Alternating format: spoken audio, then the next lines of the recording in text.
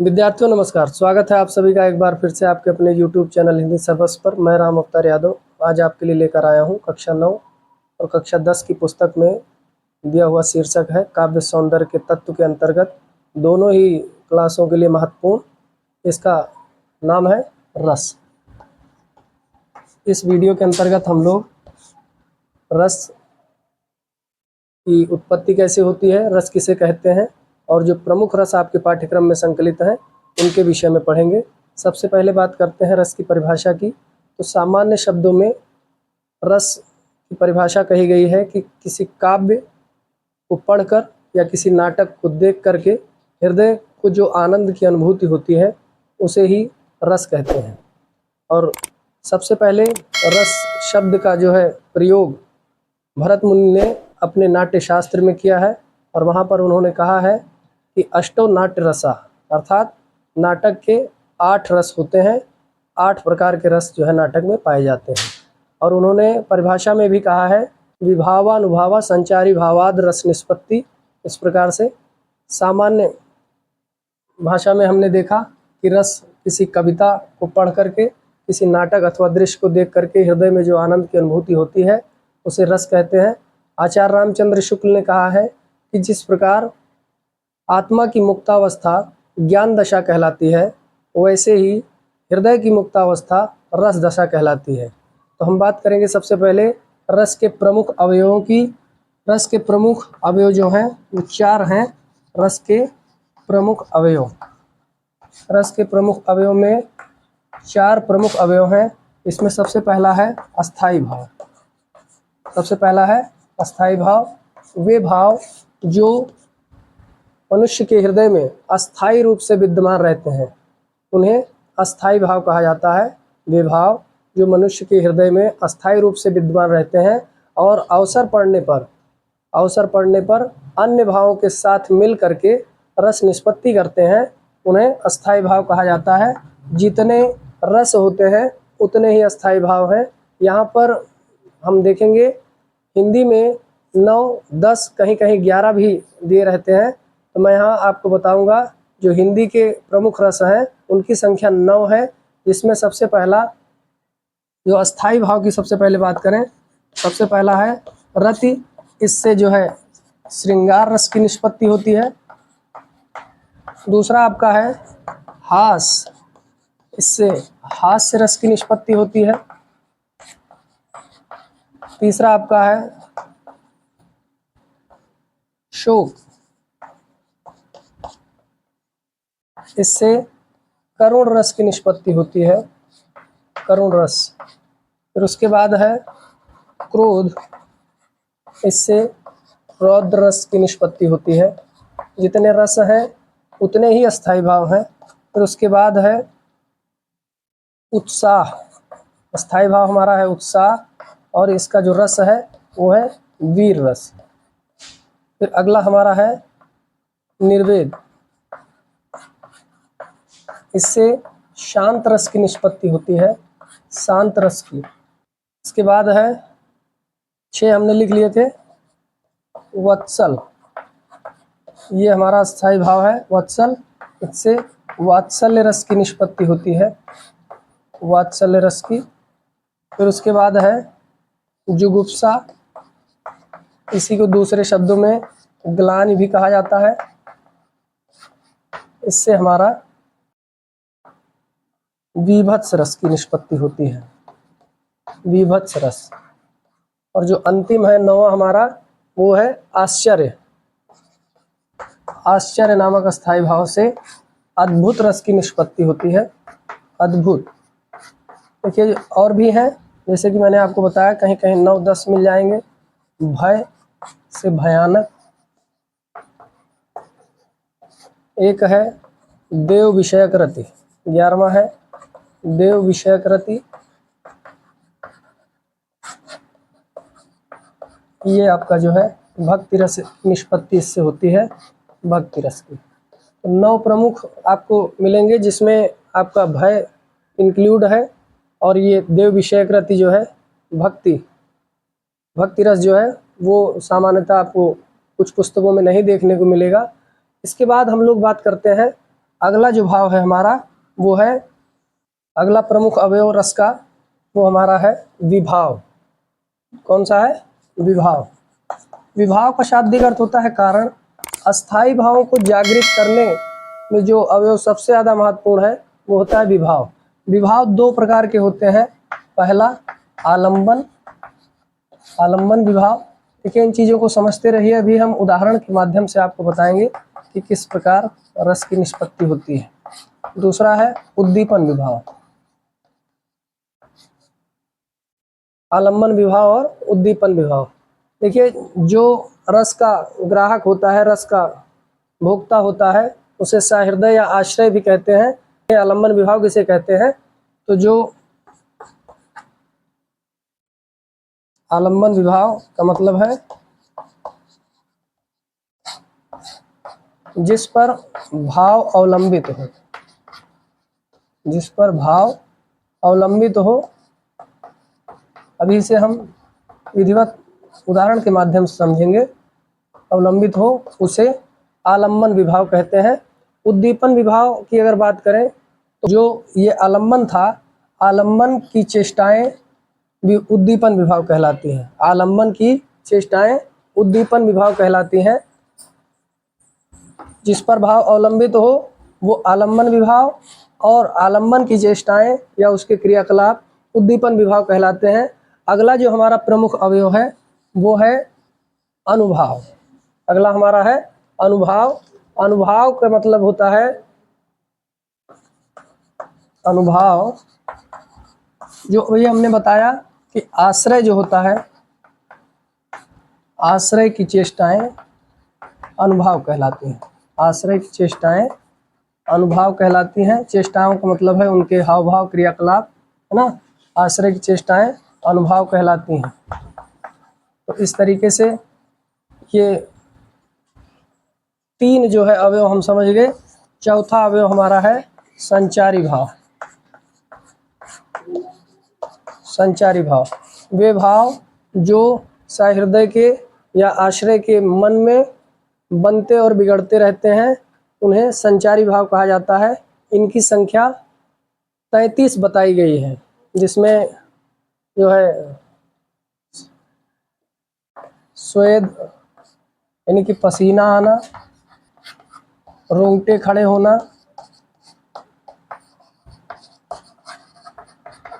इस तरीके से जो भाव बनकर बिगड़ते रहते हैं वे संचारी भाव कहलाते हैं। अनुभावों की भी 4 कोटि है, कायिक, वाचिक, सात्विक और जो है आहार्य। कायिक, वाचिक, सात्विक और आहार्य। अब हम चलेंगे उदाहरण की तरफ, जहां हम देखेंगे कि किस प्रकार से रस की निष्पत्ति होती है।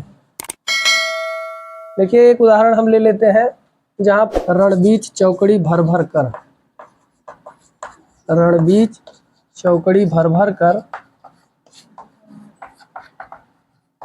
चेतक बन गया निराला था, चेतक बन गया निराला था, राणा प्रताप के घोड़े से पड़ गया हवा का पाला था। तो देखिए यहाँ अगर बात करें अस्थाई भाव की, तो अस्थाई भाव जो है वो आपका उत्साह है ना। और जो सहृदय है वो घोड़े को जो है चेतक की वीरता को देख रहा है, यानी कि चेतक की वीरता से जो है रस की प्राप्ति कर रहा है। अस्थाई भाव है उत्साह। और अगर बात करें विभाव की, विभाव जिसमें पहला है आलम्बन। आलम्बन की अगर बात करें तो आलम्बन जो है वो चेतक है ना। आलम्बन कौन है? चेतक। उद्दीपन की अगर बात करें तो उद्दीपन जो चेतक का क्रियाकलाप है, रणबीच चौकड़ी उसका भरना, है ना। चौकड़ी भरना जो है वो आपका जो है उद्दीपन विभाव है। अब अगर आगे की बात करें अनुभाव की, तो जो सहृदय है, जो इस दृश्य को देख रहा है ना, उसके द्वारा किए गए क्रियाकलाप, उसके द्वारा किए गए क्रियाकलाप जैसे घोड़े को जो है हुर्राना, उसका उत्साह बढ़ाना, ये सब जो है अनुभाव की श्रेणी में आता है। और यहाँ पर जो है जो संचारी भाव है वो भी हर्ष से जो है बहुत ज़्यादा रोंगटे खड़े हो जाना, ये सब आपका संचारी भाव के अंतर्गत आएगा। अब हम बात करेंगे जो आपके पाठ्यक्रम में है उन रसों पे चर्चा करेंगे। सबसे पहले बात करेंगे हम लोग कक्षा 9 के अंतर्गत, सबसे पहला है श्रृंगार रस। श्रृंगार रस सबसे पहला है श्रृंगार रस। किसी भी रस को का लक्षण लिखने के लिए उसका अस्थाई भाव पता होना चाहिए, और श्रृंगार रस का हमने देखा जो अस्थाई भाव है वो है रति। रति नामक अस्थाई भाव है ना। तो इसका लक्षण कैसे होगा कि रति नामक अस्थाई भाव विभाव अनुभाव संचारी भाव के योग से श्रृंगार रस की निष्पत्ति होती है। रति नामक अस्थाई भाव विभाव अनुभाव संचारी भाव के संयोग से श्रृंगार रस की निष्पत्ति होती है। या इसे इस तरीके से भी कह सकते, प्रेमी प्रेमिका दोनों के मन में उत्पन्न रति नामक अस्थाई भाव जब विभाव अनुभाव और संचारी भाव से पुष्ट होता है तो श्रृंगार रस की निष्पत्ति होती है। इसके बहुत से उदाहरण हैं। श्रृंगार रस में मैं आपको बता दूं कि जब किसी नायक या नायिका की सुंदरता से संबंधित वर्णन किया जाता है तो वहाँ भी श्रृंगार रस होता है। एक उदाहरण मैं आपको बता रहा हूँ श्रृंगार रस का। बतरस लालच लाल की मुरली धरी लुकाए। बतरस लालच लाल की मुरली धरी लुकाए।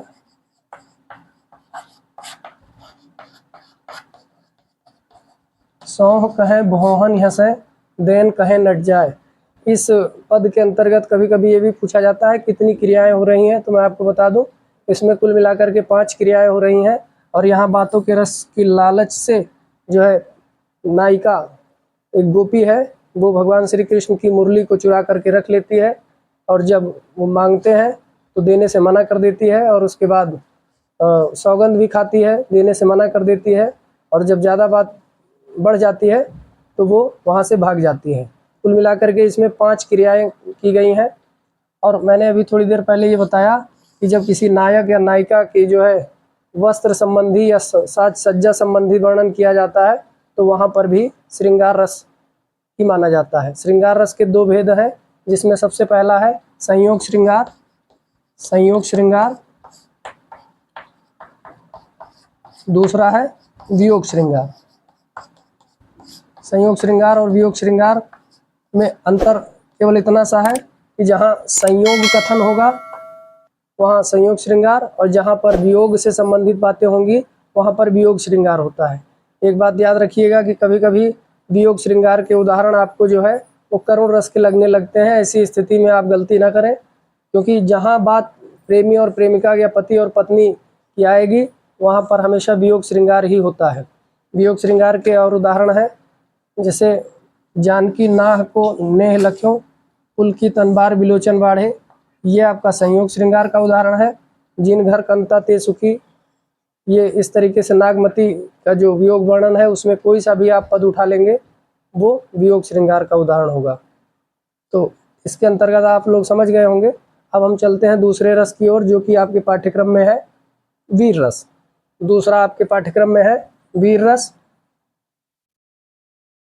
वीर रस की अगर बात करें, उत्साह नामक अस्थाई भाव विभाव अनुभाव संचारी भाव के योग से वीर रस की निष्पत्ति होती है। उत्साह नामक अस्थाई भाव विभाव अनुभाव और संचारी भाव के योग से वीर रस की निष्पत्ति होती है। इसका उदाहरण है, अभी हमने उसमें भी लिखा था, रणबीर चौकड़ी भर भर कर चेतक बन गया निराला था, राणा प्रताप के घोड़े से पड़ गया हवा का पाला था। अब हम चलेंगे कक्षा 10 के पाठ्यक्रम में, जहां आपका पहला रस है करुण रस। करुण रस में भी आप जानते हैं जो उसका स्थायी भाव है करुण रस का। करुण रस का स्थायी भाव है, करुण रस का स्थायी भाव है शोक। शोक नामक अस्थाई भाव विभाव अनुभाव संचारी भाव से पुष्ट होकर के करुण रस की निष्पत्ति करता है। ये आपका जो है लक्षण या परिभाषा हो गई। उदाहरण इसका है,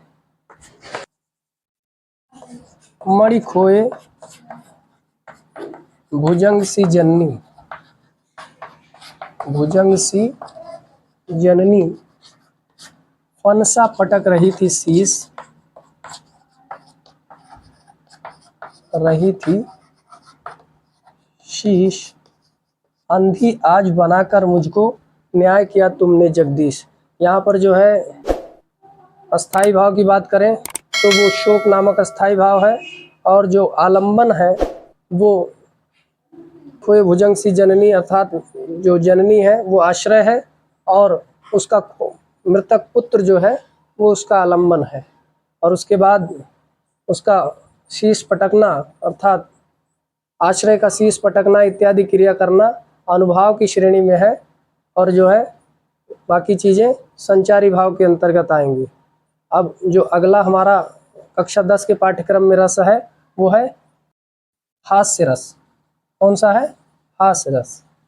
हास्य रस का जो अस्थाई भाव है वो आपका है हास। तो इसका लक्षण हो जाएगा हास नामक अस्थाई भाव विभाव, अनुभाव और संचारी भाव के योग से हास्य रस की निष्पत्ति होती है। और इसका जो उदाहरण है वो बहुत अच्छा है। शीश पर गंगा हंसे, शीश पर गंगा हंसे, भुजनी भुजंगा हंसे, भुजनी भुजंगा हंसे, हास ही को दंगा भयो नंगा के विवाह में।